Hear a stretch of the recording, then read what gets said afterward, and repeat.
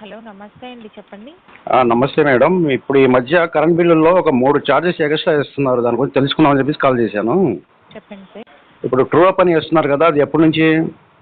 1 year నుంచి పడుతుంది sir. ఇది 13th మంత్. 13 మంత్. అది ఏ సంవత్సరానికి సంబంధించింది?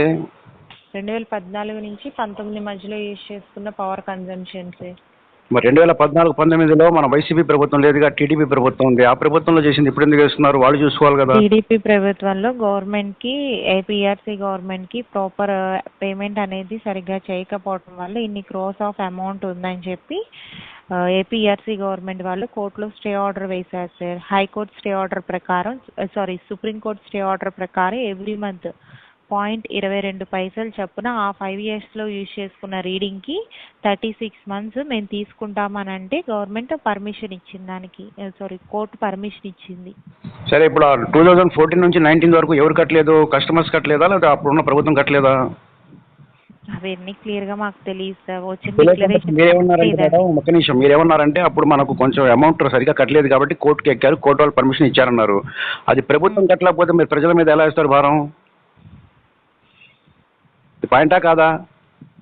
సార్ అది గవర్నమెంట్ కట్టలేదా ప్రజలు కట్టలేదా అనేది మాకు అంత ఇప్పుడు ఎవ్రీ మంత్ మనకు బిల్ రాకపోతే కరెంట్ ఉంచారు కదండి, మీరు వచ్చి పీక్కుని వెళ్తారు కదా. మరి అలా కడుతున్నప్పుడు సరే మళ్ళీ ఎక్స్ట్రా ఫిట్టింగ్ వేస్తూ, అంటే ప్రభుత్వాలు నాయకులు చేసే తప్పులు కూడా సామాన్య ప్రజల మీద వేసేసి మళ్ళీ ఛార్జీ రూపంలో లాక్కుంటారా? అది న్యాయమా? ప్రతి నెల మీకు బిల్స్ కడుతున్నాం కదా ఒకటి. ఇంకో రెండోది చూడండి, అయినా సరే 2014-19 అయితే కట్టకపోతే ఆ ప్రభుత్వానికి లాక్కొచ్చేసి వాళ్ళు జైల్లో జరిమానా ఏదో వేయాలి, కానీ ప్రజల మీద భారం వేసేసి వాళ్ళకి శిక్షలేసేట. ఇంకోటి రెండోది చూడండి, ఇంకోటి పెట్టారు, ఇది ఎఫ్పిపిసిఏ చార్జెస్ అని చెప్పేసి, ఇది 7వ నెల 2021 అనంట. సార్ ఎఫ్పిపిసిఏ చార్జెస్ అనేది 2021-2023 సంవత్సరం కోల్ని ఈ బొగ్గు ఇంధనాన్ని కొనుగోలు చేశారంటండి. దానికి ఇంత పర్సెంటేజ్ చెప్పిన 2021 అయితే 60 పైసలు చొప్పున యూనిట్కి తీసుకుంటున్నారు ఆ ఇయర్లో రీడింగ్ని బట్టి. అండ్ 2023 అయితే ఈ ఇయర్ రీడింగ్ ప్రకారం, ఆ మంత్లో వచ్చిన రీడింగ్ ప్రకారం 40 పైసలు చొప్పున అమౌంట్ తీసుకుంటున్నారు. అది స్టేట్ గవర్నమెంట్, అది సెంట్రల్ గవర్నమెంట్ తీసుకుంటున్నది? ఏపీఆర్సీ గవర్నమెంట్ వాళ్ళు డిక్లేర్ చేసింది సార్ ఇది కూడా. మరి ఇది ఒకప్పుడు వచ్చి కావు కదా మేడం, ఈ 3 బిల్స్ ఇప్పుడు ఎందుకు వస్తున్నాయి? ఒకప్పుడు కూడా కొనేవాళ్ళు కదా బొగ్గు. కొనేవాళ్ళు సార్. ఇప్పుడు గవర్నమెంట్ అనేది ఎట్ ఏ టైం కొన్ని క్రోస్ ఆఫ్ అమౌంట్ని పే చేయాల్సి వస్తుంది కదా సార్. అలాగే అదేదో కన్జ్యూమర్స్ దగ్గర నుంచే వచ్చే ప్రతి సర్వీస్ నెంబర్ మీద ఇంత పర్సెంటేజ్ చొప్పున డైరెక్ట్ వెళ్ళేటట్టు పెట్టారు ఆప్షన్ అనేది. మరి అలాంటప్పుడు పైన మనకు ఫిక్స్డ్ ఛార్జెస్ అని, కస్టమర్ ఛార్జెస్ అని, ఎలక్ట్రిసిటీ డ్యూటీ అని చెప్పి చేస్తున్నారు కదా, అవి మాదైనా క్యాన్సిల్ చేసుకోవచ్చు కదా. అలాంటప్పుడు మా దగ్గర అన్ని రకాల ట్యాక్స్లు వసూలు చేస్తూ మళ్ళీ బొగ్గు కొన్నందుకు అని ఎక్స్ట్రా పైసలు వేసి గత ప్రభుత్వంలో ఉన్న బకాయిలు మొత్తం ప్రజల దగ్గర వసూలు చేయడం అంతవరకు సమంజసం? అది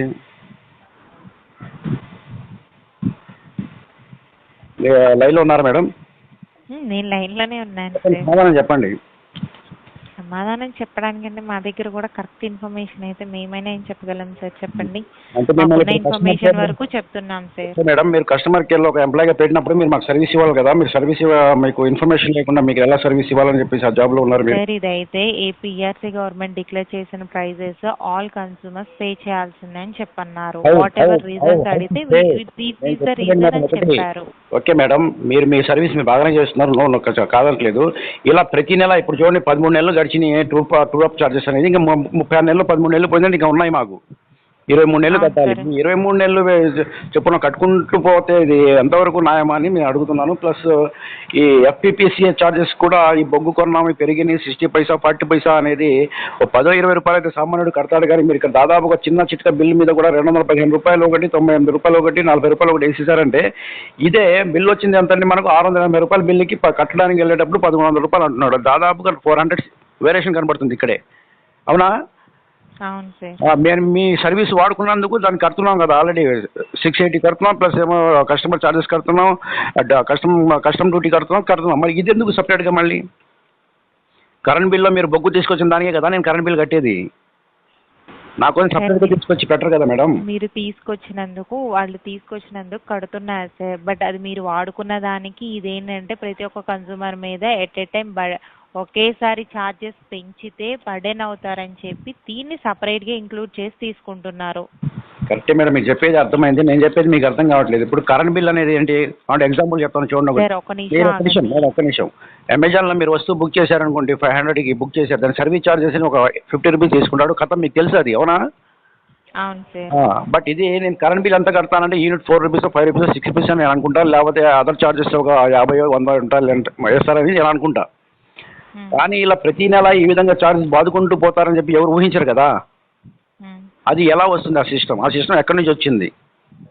సార్ యాక్చువల్గా మాకు తెలిసినంత ఇన్ఫర్మేషన్ ఏంటంటే అట్ ఏ టైం ఒకేసారి రీడింగ్ రేట్లు అంటే పెంచితే ఇది బర్డెన్ అయిపోతుందని చెప్పి సపరేట్ ఛార్జెస్ అని చెప్పి బిల్లులు కాకుండా సపరేట్ ఛార్జెస్ కింద తీసుకుంటున్నారు. చార్జెస్ మీరు ఎలా వెళ్తారు?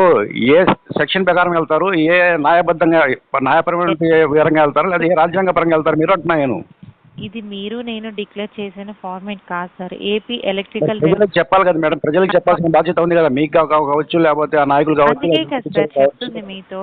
ఇప్పుడు మీకు మాకున్న ఇన్ఫర్మేషన్ వరకు చెప్తున్నాము. ఒక పేపర్ యాడ్ కానీ ఒక టీవీలో యాడ్ లాంటివి చూపిస్తే బాగుంటుంది కానీ.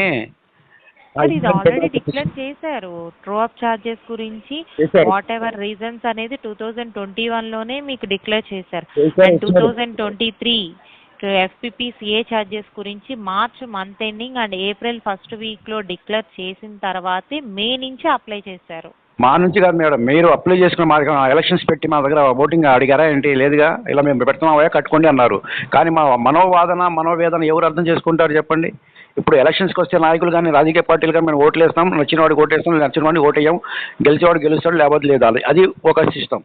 కానీ ఇక్కడ మీరు పెట్టాం అన్నారు అంతే తప్ప దాని యొక్క మా రిజల్ట్ ఏమైనా తెలుసుకున్నారు మా వైపు నుంచి? అంటే మేము కూడా అంగీకరిస్తున్నామనో లేదుగా. మేము పెడుతున్నాం ట్రూ కాలర్ కట్టాల్సిందే, 2014-19 దాకా పెట్టాం, ఆ ప్రభుత్వం కట్టాలి, మీరు కట్టాలి. మేము ఎందుకు కడతాం? ఆ ప్రభుత్వంలో అప్పుడు ఎవరైతే నాయకులు ఉన్నారో సీఎం ఉన్నారో వాళ్ళ మీద మీరు జరిమానాలు వేయాలా, జైలు వేయాలా, లేకపోతే లోపల పంపించేయాలి. కానీ ప్రజల్ని ఇలా బలిపశులు చేయడం ఎంతవరకు సమంజసం అంటున్నా నేను. ఒకటి. రెండోది FPP చార్జెస్ అనేది మేము బొగ్గు కొన్నాం, పెట్రోల్ రేట్లు పెరిగినాయి, ఒకేసారి వసూలు చేయాల్సిన అవసరం మీకేముంది? ఆల్రెడీ కరెంట్ బిల్ మేము కడుతున్నాం కదా, కరెంట్ బిల్లోనే కదా బొగ్గు చార్జెస్ కూడా వచ్చాయి. అది వేరు ఇది వేరు ఉండదు కదా మేడం. అర్థమవుతుందని చెప్పేది. ఇప్పుడు లేకపోతే ఈ FPP చార్జెస్ అని ఏమైనా చేస్తున్నారో అవి కట్టించుకోండి, పైన ఉన్న కరెంట్ బిల్లు మీరు ఆపేయాలి, అప్పుడు రీడింగ్ ఆపేయాలి. మీరు అప్పుడు ఏం చేయాలంటే మినిమం ఒక 400 300 మాకు వేసి పంపిస్తుంటే సరదాగా కట్టేస్తాం.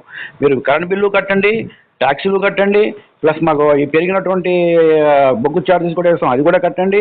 ప్లస్ ఇప్పుడు రాష్ట్రం అప్పుల పాలలో ఉంది, ఖర్చులు చాలా పెరిగిపోయినని చెప్పేసి ఈ విధంగా దొబ్బేస్తే ఒక సామాన్య మానవుడు ఎలా బతుకుతాడు చెప్పండి? ఇప్పుడు రోజుకి 100 రూపాయలు కూడా సంపాదించిన వాళ్ళు మన ఆంధ్రప్రదేశ్లో చాలామంది ఉన్నారు. మరి వాడి బిల్లుగా చూస్తే దాదాపుగా మీరు 400 అబౌవ్ మామూలుగా ఎక్స్ట్రా చార్జెస్ చేశారు.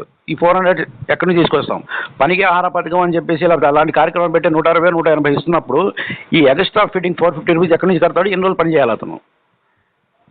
సరే నుంచి కంప్లైంట్ లాక్ చేసి ఇంటిమేట్ చేస్తాం సార్. మాకున్న ఇన్ఫర్మేషన్ వరకు మీకు చెప్తాం.